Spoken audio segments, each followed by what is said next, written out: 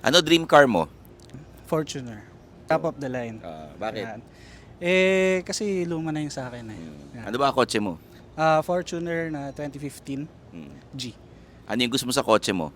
Gusto ko pogi. Pogi siya, macho tignan, tsaka malakas. Ano naman yung ayaw mo sa kotse mo? Sa sobrang gusto ko siya, gusto ko laging ginagamit kaya gumagastos. Ayaw ko is yung tagtag. Sa Fortuner, normal naman matagtag. And kung gusto mo maging comfortable, siguro gagastos ka. Naniniwala ka ba sa kasabihan na kapag mas maganda sa sasakyan mo, lalo kang pumopogi? Oo naman.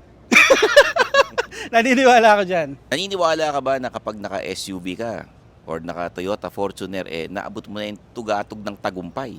Hindi naman, depende kung ano talaga yung pangarap mo sa buhay. Pero malaking bagay siya. Siguro milestone pero hindi pa yun yung tugatog. Hindi pa.